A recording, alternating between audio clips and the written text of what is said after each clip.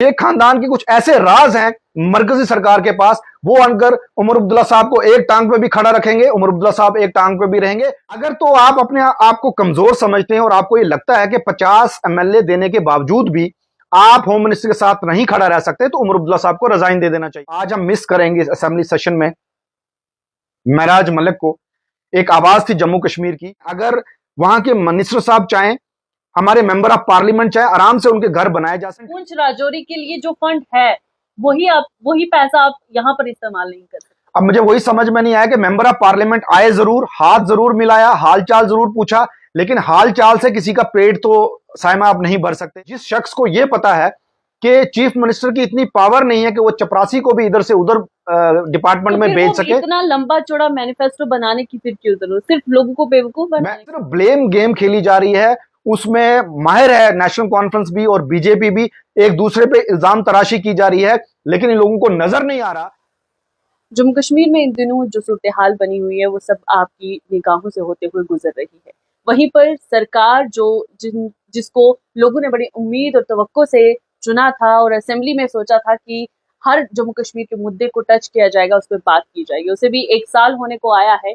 लेकिन इसी बीच लोगों का क्या कुछ सोचना है कि इस 1 साल में सरकार ने क्या कुछ किया। मेरे साथ आज इन तमाम बातों पर बातचीत करने के लिए एडवोकेट आफ्ताब गनई मौजूद हैं। बहुत शुक्रिया टीएसएल के साथ जुड़ने के लिए।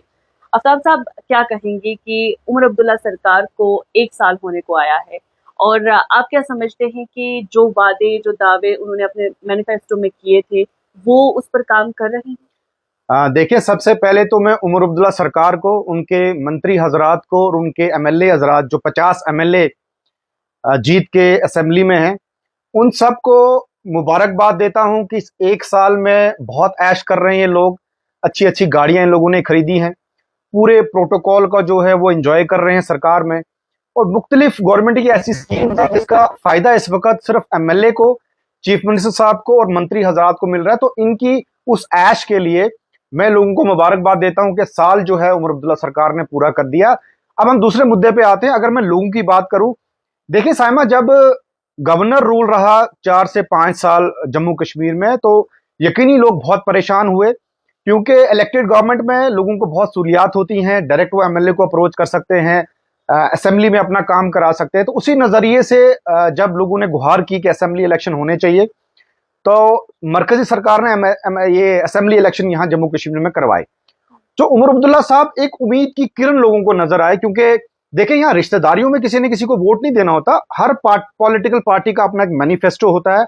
और उमर अब्दुल्ला साहब का जो मैनिफेस्टो आप देखोगे, उसमें आपको राशन भी फ्री था, आपको बिजली भी फ्री थी, 1 लाख नौकरी थी, डेली वेजेस को पक्का करना था, सड़कें अच्छे से बनानी थी, हॉस्पिटल्स को अपग्रेड करना था, स्कूलों को अपग्रेड करना था। तो लोगों को लगा कि जिस नजरिए से नेशनल कॉन्फ्रेंस का मैनिफेस्टो है, अगर हम नेशनल कॉन्फ्रेंस की सरकार लाते हैं, जो मुसीबत हम पे हुई है उस मुसीबत से हम नजात पाएंगे। और उसके अलावा जो झूठ का पुलंदा, मैं उसको मैनिफेस्टो नहीं कहूंगा, झूठ का पुलंदा जो उस वक्त नेशनल कॉन्फ्रेंस ने तैयार किया, उसमें 2 बड़ी अट्रैक्टिव चीजें ऐड ऑन कर दी कि जनाब हम आएंगे तो हम स्टेटहुड भी लाएंगे, 35 से भी वापस लाएंगे, 370 भी वापस लाएंगे, जिससे लोग इमोशनली जो है वो जुड़े हुए हैं। तो लोगों ने भारी तादाद में 50 सीटें उमर अब्दुल्ला सरकार को दे दी, और आज की डेट में उमर अब्दुल्ला जो है वो चीफ मिनिस्टर हैं। और जिस नजरिए से मैनिफेस्टो में उन्होंने उस वक्त वादे किए थे, स्टेजेस पे चढ़ के लोगों को वर्गलाया, चले वोट तो उन्होंने ले लिया, आज की डेट में चीफ मिनिस्टर भी हैं, लेकिन साइमा आज की मैं आपके चैनल के वसादत से ये कहना चाहता हूं कि 1 साल में एक भी वादा जो है उमर अब्दुल्ला सरकार ने पूरा नहीं किया। उसका मतलब ये है कि इनके प्रोटोकॉल को ये फुल एंजॉय कर रहे हैं 1 साल, आगे भी हो सकता है 4 साल, यही जिस हिसाब से इनकी मेजोरिटी है 4 साल और निकालेंगे, लेकिन लोग ग्राउंड पे परेशान हैं। कोई काम आज की डेट में जो है लोगों का ग्राउंड पे नहीं हो। अफ्ताब साहब, मैं जानना चाहूंगी कि जो मैनिफेस्टो में वादे किए वो तमाम चीजें हुई, और उसके बाद सरकार जो है शुरू से ये कह रही है कि हमारे पास पावर्स नहीं है। अब हम अगर बात करें तो हाल ही में ही असेंबली के स्पीकर ने भी कहा है कि जब तक हमारे पास स्टेटहुड हमें वापस नहीं मिलेगा, जम्मू कश्मीर का रियासत का दर्जा बहाल नहीं किया जाएगा, तो तब तक हम वो जो दावे, वो जो मैनिफेस्टो में आपने तमाम चीजें बयान की थी जिसके वजह से लोगों ने आप पर एतमाद जताया, आपको वोट दिए और लोगों को ये लग रहा था कि जम्मू कश्मीर उसके मुस्तकबिल को ठीक करने के लिए यही एक पार्टी है जो कि हमारे नौजवानों की बात करेगी, डेली वेजेस की बात करेगी, हमें मुफ्त राशन देगी, मुफ्त बिजली, जिस तरीके से वादे थे वो तमाम अब वो नहीं हो रहे कि जब तक स्टेटहुड नहीं मिलेगा तब तक जम्मू कश्मीर में कोई भी काम नहीं होगा। कैसे देखते? देखिए, यही तो हमारी जम्मू कश्मीर की बदकिस्मती है, खुसूसन पढ़े लिखे नौजवानों की बदकिस्मती है। देखिए, जहां तक उमर अब्दुल्ला साहब की बात करूं, उमर अब्दुल्ला साहब अच्छे एजुकेटेड इंसान हैं और बड़ी अच्छी फैमिली से वो बिलोंग करते हैं, जिस फैमिली ने जम्मू कश्मीर को पिछले 35 साल से जो है शेख खानदान ने इस जम्मू कश्मीर को रूल किया और उनको सब पता है। उनको सब पता है कि स्टेट में क्या हो सकता है, उनको सब पता है कि यूनियन टेरिटरी में क्या हो सकता था। आपको याद होगा, इलेक्शन से पहले यही उमर अब्दुल्ला साहब कहते थे कि जनाब मैं यूनियन टेरिटरी में एमएलए का इलेक्शन नहीं लड़ूंगा क्योंकि मैं चपरासी भी जो है वो ट्रांसफर नहीं कर सकता। अब मुझे समझ नहीं आया कि जिस शख्स को यह पता है कि चीफ मिनिस्टर की इतनी पावर नहीं है कि वो चपरासी को भी इधर से उधर डिपार्टमेंट तो में भेज सके, इतना लंबा चौड़ा मैनिफेस्टो बनाने की फिर क्यों जरूरत, सिर्फ लोगों को बेवकूफ बनाने मैं उसी पे आ रहा हूं। मेरे कहने का मतलब है, आपके पास आज की डेट में पढ़ा लिखा चीफ मिनिस्टर है और जिस वक्त उमर अब्दुल्ला साहब ने पहले कहा मैं इलेक्शन नहीं लड़ूंगा, बाद में मुझे लगता है फारूक साहब ने समझाया होगा कि आपकी जगह को और चीफ मिनिस्टर ना बन जाए, तो उमर साहब इलेक्शन लड़ने के लिए तैयार हो गए। और जो मैनिफेस्टो बनाया, मैं को ये 100% यकीन है कि इन लोगों को ये पता था ये कोई भी वादा जो है यूनियन टेरिटरी में पूरा नहीं हो सकता। ना ही तो उमर अब्दुल्ला सरकार जो है वो स्टेट वापस ला सकती है, ना ही 370 और 35 से वापस आ सकता है, ना ही फ्री राशन मिल सकता है, ना तो फ्री बिजली मिल सकती है। सिर्फ उस वक्त लोगों को बेवकूफ बनाने में, और ये तो मैं समझता हूं कि नेशनल कॉन्फ्रेंस चीज में इन्होंने महारत हासिल की है, बड़ी अच्छी डिग्रीज हैं लोगों को बेवकूफ बनाने में। क्वालिफिकेशन की डिग्रीज क्या होंगी उसका मुझे पता नहीं, लोगों को बेवकूफ बनाया गया और लोगों ने एतमाद किया नेशनल कॉन्फ्रेंस के, जनाब जब ये सरकार में आएंगे ये वादे जो है पूरे किए जाएंगे। अब मुझे एक चीज आप बताएं, अगर स्टेटहुड जो है वो मरकज ने देनी है और इनको भी पता था इतनी आसानी से सेंट्रल गवर्नमेंट जो है वो स्टेटहुड उनको देने वाली नहीं है, फिर इतना झूठा मैनिफेस्टो इनको बनाने की जरूरत क्या थी? देखिए साइमा, सीधा लोगों के बीच में जाते, लोगों को कहते जनाब आप हमें पावर में लाओ, जो हमसे हो सकेगा हम करेंगे। फिर ये जो करते लोग उसको वेलकम करते, जो नहीं करते लोगों को समझ में आ जाता कि इनके अख्तियार में नहीं है। लेकिन डंके की चोट पे इन्होंने कहा हम आपको 10 किलो राशन देंगे, फ्री बिजली देंगे, उस नजरिए से लोगों ने इनको वोट डाला। और आज की डेट में मैं आपके चैनल के वसादत से चीफ मिनिस्टर साहब उमर अब्दुल्ला साहब से जरूर एक चीज कहना चाहूंगा, अगर आपने झूठ लेके जो है वो मतलब झूठ बोल के अगर आपने वोट लिया और आज की डेट में अगर वो वादे आप पूरे नहीं कर सकते, तो इस सरकार को कुर्सी पे बैठने का कोई हक नहीं है। और आने वाले टाइम में भी आहिस्ता आहिस्ता लोगों को समझ में आ रही है, आप देखिएगा कि लोग इनके खिलाफ जो है वो सड़कों पे होंगे। अच्छा, ऐसा क्यों, आप अगर बता सके कि ऐसा क्यों है कि जो मरकजी सरकार ने वादा किया स्टेटहुड देने का, इतना वक्त हो चुका है कि जैसे ही असेंबली इलेक्शन होंगे उसके बाद स्टेटहुड मिल जाए, क्या वजह है, क्यों इतनी ताखीर हो रही है, क्या समझ? देखिए साइमा, वो भी हमारी जम्मू कश्मीर के लोगों की बदकिस्मती है कि होम मिनिस्टर ने on the floor of the house से कहा था जब अप्रोप्रिएट टाइम होगा हम जम्मू कश्मीर को स्टेटहुड दे देंगे। और मुझे लगता है कि मरकजी सरकार को स्टेटहुड दे देना चाहिए था जम्मू कश्मीर को अभी तक। अब क्यों नहीं दिया वो बेहतर मरकजी सरकार वाले जाने, लेकिन हम ये उम्मीद करते थे कि स्टेटहुड हमें जल्द से जल्द मिल जाना चाहिए था। और 1 साल बहुत होता है स्टेटहुड का इंतजार करना, लेकिन मुझे लगता है अब नेशनल कॉन्फ्रेंस की और बीजेपी की लड़ाई में अल्टीमेटली जो है जम्मू कश्मीर की आवाम पिस रही है। इधर से झूठे वादे किए जाते हैं मैनिफेस्टो के और ये वो वादे पूरे नहीं कर रहे, उधर से भाजपा सरकार ने स्टेटहुड का वादा किया, उधर से वो नहीं पूरा कर रहे। तो मुझे लगता है ये मिली जुली सरकार चल रही है नेशनल कॉन्फ्रेंस की और बीजेपी की। और अल्टीमेटली आज की डेट में अगर कोई परेशान हाल है वो जम्मू कश्मीर का नौजवान है, वो जम्मू कश्मीर के लोग हैं, और यहां से भी परेशान है अपनी गवर्नमेंट से जम्मू कश्मीर की, और मरकज से भी परेशान है। वो अल्लाह मेरा बेहतर जानता है कि आगे जम्मू कश्मीर के लोगों के साथ क्या होने जा रहा है। अच्छा, आप ड्यूल पावर को किस तरीके से देखते हैं? हमने हालिया में ही देखा जब जम्मू कश्मीर एक बड़े डिजास्टर से होते हुए गुजरा है, होम मिनिस्टर जो है वो जम्मू के अंदर आते हैं और तस्वीरें आपने देखी होंगी और आपने फेसबुक पे भी अपने एक वीडियो जो है वो सीएम उमर अब्दुल्ला के लिए डाली थी, जहां पर CM Omar Abdullah home minister की सिक्योरिटी के बिल्कुल पीछे हैं, आगे जो है 3-4 चेहरे थे, जहां पर लेफ्टिनेंट गवर्नर थे, सुनील शर्मा थे, डिवकॉम थे और साथ में होम मिनिस्टर थे। तो आप क्या समझते हैं कि ये वोटर्स की तौहीन नहीं है कि एक नुमाइंदा जो लोगों ने चुना है जिसको पहली सफ में होना चाहिए था, वो सिक्योरिटी के पीछे और कहीं नजर भी नहीं आ रहे, कैमरे की आंख से भी दूर है। देखिए, उसमें तो मैं उमर अब्दुल्ला साहब की नालायकी समझूंगा। आपके पास वो ताकत है, आपके पास 50 एमएलए हैं और उमर अब्दुल्ला साहब उस खानदान से आते हैं जिन्होंने, शेख साहब ने जम्मू कश्मीर के लिए बहुत काम किया, उसमें कोई दो राय नहीं। अगर तो आप अपने आप को कमजोर समझते हैं और आपको ये लगता है कि 50 एमएलए देने के बावजूद भी आप होम मिनिस्टर के साथ नहीं खड़ा रह सकते, तो उमर अब्दुल्ला साहब को रिजाइन दे देना चाहिए। आपने महराज मलक को देखा होगा, आज की डेट में वो पीएसए उन पे लगाया, वो जेल में बंद है। एक महराज मलक पूरे बीजेपी के 30 एमएलए के साथ जो है असेंबली में लड़ाई करता हुआ नजर आया, ऑपोजिशन का रोल प्ले करता हुआ नजर आया। और कहीं ना कहीं वही फायदा जो है नेशनल कॉन्फ्रेंस को हो रहा था जब महराज मलक ने नेशनल कॉन्फ्रेंस को सपोर्ट दी थी। सिर्फ महराज मलक जो है बीजेपी के खिलाफ बोलता था, एनसी का कोई एमएलए मुझे बीजेपी के खिलाफ बोलता हुआ नजर नहीं आया। देखिए, जब आप में वो दम हो, आप में वो ताकत हो, उमर अब्दुल्ला साहब के पास तो 50 एमएलए की ताकत है, तो ऐसा क्या है कि होम मिनिस्टर साहब आके हमको इग्नोर कर जाएं? आपकी कुछ ना कुछ कमजोरियां जो हैं वो मरकजी सरकार के पास हैं। आप मजबूर हैं मरकजी सरकार के सामने खड़े रहने के लिए, आंख से आंख मिला के जो उमर अब्दुल्ला साहब को होम मिनिस्टर साहब से बात करनी चाहिए। देखिए, दाल में कुछ काला है। या तो उमर अब्दुल्ला साहब संपत्ति गेन कर रहे हैं, ये बताने की कोशिश कर रहे हैं कि मरकजी सरकार उनको पूछ नहीं रही है, मरकजी सरकार उन पर दबाव नहीं डाल रही है, या शेख खानदान के कुछ ऐसे राज हैं मरकजी सरकार के पास, वो अनकर उमर अब्दुल्ला साहब को एक टांग पे भी खड़ा रखेंगे, उमर अब्दुल्ला साहब एक टांग पे भी रहेंगे। मुझे लगता है कुर्सी की लालच इन लोगों के अंदर इस हद तक गुजर चुकी है कि उसके लिए इनको जिस लेवल पे भी जाना पड़ेगा उस लेवल पे जाएंगे। लेकिन मैं उमर अब्दुल्ला साहब से कहना चाहता हूं, उमर अब्दुल्ला साहब आप कमजोर नहीं है, आपको जम्मू कश्मीर ने ताकत दी है, आपके पास 50 एमएलए हैं।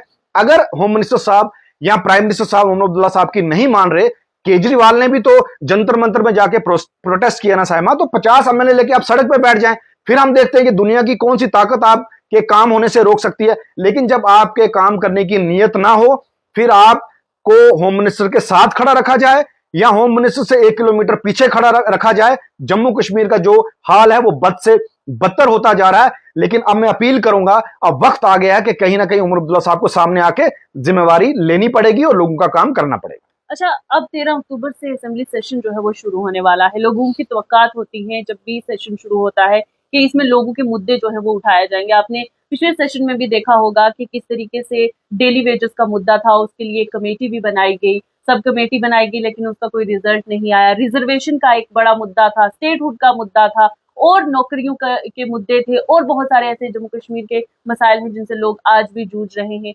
लेकिन पिछले सेशन में भी लोग जो है वो मायूस हुए। और इस सेशन में आप क्या तवक्कात रखते हैं कि क्या असेंबली सेशन में जम्मू कश्मीर के भले के लिए कोई कदम उठाया जाएगा? देखिए, अभी तक जो भी असेंबली सेशन लगे हैं, आपने देखा होगा कि उसमें आज हम मिस करेंगे असेंबली सेशन में महराज मलिक को। एक आवाज थी जम्मू कश्मीर की, और आपने देखा होगा पिछले 2 सेशन में किस तरीके से वो बेबाकी से लोगों के मुद्दे उठाते थे। लेकिन आज की डेट में महराज मलिक जो है इस सेशन में नहीं होंगे, उसका हमें बड़ा अफसोस है। जहां तक बीजेपी के एमएलएज रहे और नेशनल कॉन्फ्रेंस के एमएलएज रहे, होता कुछ नहीं है असेंबली सेशन में। आज भी आप असेंबली सेशन में देखें या उससे बाहर भी देखें, अगर आप नेशनल कॉन्फ्रेंस के लोगों से बात करेंगे, वो कहते हैं जनाब बीजेपी हमें काम नहीं करने देती।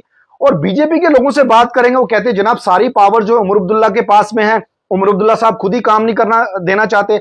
अभी देखें आप, इतने बारिशें हुई, हमारी फसलें बर्बाद होगी, और टूरिज्म हमारा टोटल कश्मीर का ऑलमोस्ट जो है वो खत्म होते जा रहा है। सेब जो है, एक हॉर्टिकल्चर, एक बैकबोन थी जम्मू कश्मीर की, वो भी जो है हाईवे बंद होने की वजह से वो भी टोटल खत्म हो गया।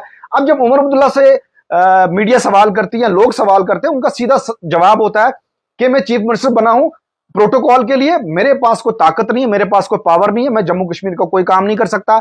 अब जब मीडिया बीजेपी के पास जाती है, बीजेपी कहती है जनाब ये तो उमर अब्दुल्ला साहब मालिक हैं जम्मू कश्मीर के, सब काम जो है उमर अब्दुल्ला साहब कर रहे हैं। ये सिर्फ ब्लेम गेम खेली जा रही है, उसमें माहिर है नेशनल कॉन्फ्रेंस भी और बीजेपी भी, एक दूसरे पे इल्जाम तराशी की जा रही है। लेकिन इन लोगों को नजर नहीं आ रहा कि लोग जो ग्राउंड पे हैं, और ये मुल्क जो है वो लोगों से होता है, जम्मू कश्मीर लोगों से है। वो लोग आज की डेट में परेशान आ रहा, किसान खत्म हो गया है, लोगों को नौकरियां नहीं मिली, बेरोजगार मजदूरी करने जा रहा है, सड़कों का इतना बुरा हाल है कि आप गाड़ियों में छोड़ें, आप पैदल नहीं सड़कों पे चल सकते, लोगों तक राशन नहीं पहुंच रहा है। तो मैं समझता हूं वक्त बदलेगा इंशाल्लाह, उसके लिए नौजवानों को आवाज उठानी पड़ेगी, चाहे वो नेशनल कॉन्फ्रेंस के खिलाफ आवाज उठानी हो, या और किसी जमात के खिलाफ उठानी हो, जब तक लोग खुद से सामने नहीं आएंगे और ये समझेंगे नहीं कि वोट एक बहुत बड़ी ताकत है, वोट बड़ी सोच समझ के डालना चाहिए साइमा, तब तक जम्मू कश्मीर का कुछ नहीं होने वाला। मैं आपके चैनल से ये आखिर में अपील जरूर करना चाहूंगा कि वोट की बहुत बड़ी ताकत है, लोगों को अपनी ताकत समझनी चाहिए और जुल्म के खिलाफ आवाज उठाना बहुत जरूरी है। अब वक्त आ गया है, उमर अब्दुल्ला साहब का 1 साल पूरा हो गया है। अब उमर अब्दुल्ला साहब से लोगों को खुल के सवालात करने चाहिए, उनके एमएलए हजरात से। ये प्रोटोकॉल तो उनको पूरा मिल रहा है, सिक्योरिटी उनको पूरी मिल रही है, पावर्स उनके पास पूरी है, फिर भी ग्राउंड में लोग बेसिक फैसिलिटीज से महरूम क्यों हैं, इसका जवाब उमर अब्दुल्ला सरकार को देना पड़ेगा। आपसे जानना चाहूंगी कि प्रोटोकॉल की आप बात करते हैं, उमर अब्दुल्ला कालाबन का सानिहा जो है आपकी नजरों से होता हुआ गुजरा होगा, आपने देखा कि कितनी तबाही जो है वो कालाबन में हुई है। CM chief minister Omar Abdullah जो है वो चॉपर से आते हैं, उस इलाके का दौरा करते हैं और दौरा करके चले जाते हैं। ठीक है, आप बात करते हैं कि जब तक स्टेटहुड बहाल नहीं होगा तब तक हम जो मैनिफेस्टो में वादे किए गए हैं, दावे किए गए हैं, वो पूरे नहीं कर सकते। लेकिन क्या ये भी नहीं हो सकता कि कालाबन जैसे इलाके में जहां पर इतना बड़ा सानिहा हुआ, लोगों के इमलाक का नुकसान हुआ, लोग बेघर हो गए, वहां के कैबिनेट मिनिस्टर, कालाबन के मेंढर के जो एमएलए भी हैं और कैबिनेट मिनिस्टर भी हैं, वो अपने सीडी फंड से उन लोगों की मदद नहीं कर सकते थे? या कल जो मेंबर पार्लियामेंट मियां मोहम्मद अल्ताफ जो है वो कालाबन के इलाके में आते हैं, क्या वो अपने फंड से देखें तो 5 करोड़ से ऊपर ही है उनका सालाना जो फंड आता है उनके पास, एमपी फंड, तो उससे क्या उन लोगों के लिए कोई ऐलान नहीं कर सकते थे, उन लोगों को दे नहीं सकते थे, असिस्टेंस उनकी जानिब से नहीं हो सकती थी? आप क्या समझते हैं कि जो इख्तियारात आपके पास हैं वो आप जानबूझकर ही इस्तेमाल नहीं करना चाहते, कि 5 साल का अरसा यूं ही निकाल देना चाहते हैं? बात आप बड़ी मुद्दे की कर रहे हैं और उस पे मैं ये समझता हूं, मैंने कहा ना, ये सरकार जो है हर मौके पर जो है ये नाकामयाब साबित होते हुए नजर आ रही है। कालाबन का इंसिडेंट है, पूरे लैंडस्लाइड होगी, कम से कम 40 से 50 घर जो हैं वो डैमेज हो गए, लोग आज बेघर हैं, टेंटों में रह रहे हैं। हमारे आज की डेट में वहां मेंढर से जो है एमएलए मिनिस्टर हैं इस वक्त मौजूदा उमर अब्दुल्ला की सरकार में। मेंबर ऑफ पार्लियामेंट मियां अल्ताफ साहब हैं, लोगों ने उनको बहुत प्यार किया, 5.5 लाख वोट जो है मियां अल्ताफ साहब को दिए। और मियां अल्ताफ साहब रजौरी पूंछ के नहीं हैं, वो कश्मीर में रहने वाले हैं और यहां से जो है मेंबर ऑफ पार्लियामेंट जीते हैं। अब मैं सोचता हूं, जब भी ये लोग आते हैं मीडिया के सामने, कहते जनाब हमने प्राइम मिनिस्टर मोदी जी से हम डिमांड करते हैं, होम मिनिस्टर से डिमांड करते हैं, चीफ मिनिस्टर से डिमांड करते हैं। देखिए सामा, होना यह चाहिए था कि वो जो 30 से 40 घर हैं, अगर वहां के मिनिस्टर साहब चाहें, हमारे मेंबर ऑफ पार्लियामेंट चाहे, आराम से उनके घर बनाए जा सकते हैं। पीएमएवाई में 1,30,000 रुपया सरकार जो है आज की डेट में देने को तैयार है। 5 करोड़ रुपया लोकल एमएलए के पास होता है सीडीएफ, 5 करोड़ से जायद जो है मेंबर ऑफ पार्लियामेंट के पास होता है। अगर आप 1 से 1.5 करोड़ रुपया मेंबर ऑफ पार्लियामेंट वहां अनाउंस कर देते, जो उन्होंने नहीं किया, मुझे उसका बहुत अफसोस है। 1 से 1.5 करोड़ रुपया अगर एमएलए साहब वहां ऐलान कर देते, 3 करोड़ रुपया ये हो गया। और गवर्नमेंट की तरफ से भी जो है वो पीएमएवाई में 1,30,000 रुपया पर फैमिली को मिल जाता। और अगर आप 3 करोड़ को डिवाइड भी कर ले 5-5, 6-6 लाख में, कम से कम 20 मकानात आप लोगों को बना के तैयार करके दे सकते थे। लेकिन अब जो पैसा इनके अख्तियार में है वो इनको यहां खर्च नहीं करना, और मुझे समझ में नहीं आया हमारे member of parliament, Poonch Rajouri के लिए जो फंड है वही पैसा आप यहाँ पर इस्तेमाल नहीं कर सकते। अब मुझे वही समझ में नहीं आया कि मेंबर ऑफ पार्लियामेंट आए जरूर, हाथ जरूर मिलाया, हालचाल जरूर पूछा, लेकिन हालचाल से किसी का पेट तो साइमा आप नहीं भर सकते, किसी का आप छत तो नहीं डाल सकते ना। छत डालने के लिए उसको पैसा चाहिए, और पैसा मेंबर ऑफ पार्लियामेंट के पास है। और ये फंड इसलिए होता है कि इमीडिएट कई नुकसानात हो तो लोगों को उसका फायदा मिल सके। मैं ये अपील करता हूं मेंबर ऑफ पार्लियामेंट से, मियां अल्ताफ साहब से और जावेद अहमद राना साहब से, जो एमएलए वहां के, उनको अपने सीडीएफ से कम 2-2 करोड़ रुपया कालाबन वाल लोगों को देना चाहिए मकानात बनाने के लिए। कुछ मरकजी सरकार देगी, कुछ चीफ मिनिस्टर रिलीफ फंड से जाएगा, उन लोगों की मदद की जा सकती है। लेकिन अब सिर्फ भाषणबाजी से या वहां आने से, किसी को गले लगाने से या हाथ मिलाने से आप ये सोचेंगे कि इन लोगों के दुख तकलीफ दूर हो जाएंगे, तो वो होने वाले नहीं है। इन लोगों को कुछ कंक्रीट ग्राउंड पे करके दिखाना पड़ेगा। अब चले, उम्मीद पे दुनिया कायम है। और जिस परेशानी का सामना कालाबन वाले कर रहे हैं, मैं आपके मीडिया से ये अपील करूंगा कि जितनी भी सिविल सोसाइटी है, एनजीओज हैं, ट्रस्ट हैं, उनको सामने आके जो है उन लोगों की मदद करनी चाहिए। और सरकार से भी ये उम्मीद करूंगा, ये नारे मारना, झूठे वादे करना ये बंद करें, कुछ ना कुछ ग्राउंड पे करें।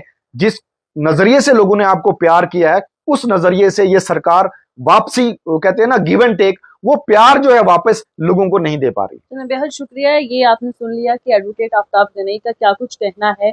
सरकार को 1 साल होने को आया है, लेकिन जो उसका रिपोर्ट कार्ड है वो अभी भी बड़ा ही कमजोर देखने को मिल रहा है, क्योंकि सरकार की जानिब से जो दावे, जो वादे किए गए थे, जो जिस तरीके का मैनिफेस्टो बनाया गया था, जिससे लोगों को अट्रैक्ट किया गया और लोगों ने बड़ी तादाद में जो है नेशनल कॉन्फ्रेंस को एतमाद अपना जताया, वोट किए। और इसी अगर हम पुंछ राजौरी की बात करते हैं, पार्लियामेंट्री इलेक्शन में भी वो लोग जो कि डोकू में रहा करते थे, उन लोगों ने अपना कीमती वक्त निकाल कर दूर दूर से आकर वोट जो है वो डाले, लेकिन अभी तक उन लोगों के वो वोट के नतीजे जो है वो सामने कहीं दिखाई नहीं देते हैं। जब भी बात की जाती है, सरकार के आगे सवाल किए जाते हैं, सरकार से पूछा जाता है कि अपना रिपोर्ट कार्ड दिखाएं, लेकिन सरकार का यही होता है कि जब तक स्टेटहुड नहीं मिलेगा तब तक कोई भी मैनिफेस्टो में जो वादा किया हुआ है वो पूरा नहीं हो सकता।